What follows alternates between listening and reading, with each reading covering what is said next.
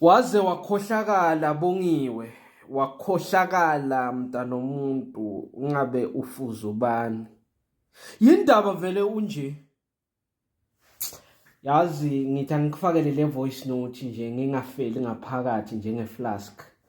Yazi wena angazi awuhlukanga kakhulu kunenja.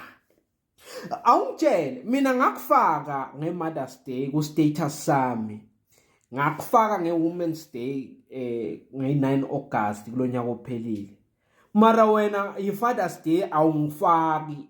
Uyathula ngiyazi ukuthi sihlukene ngazi kahle mara lokuthi ngibuka amanye amadoda afakwa bo baby mama abo wena awungifaki kube mina.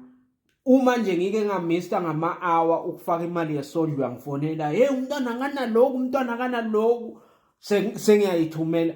Kodwa wena uhla ungifaka kayi-1 so ngahluleka nje kungifaka kayi-1 onyakeni ngeFathers Day. Hayi shem, ukhohlakele.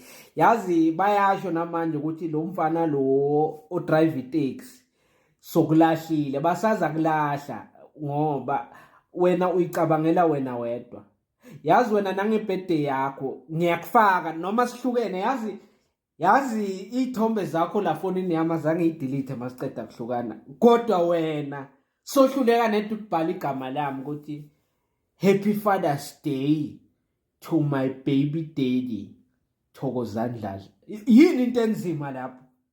Khona le ithombe inqwabi ithombe bengikufakela zona sisathandana. Usho ukuthi wayidelete zonke.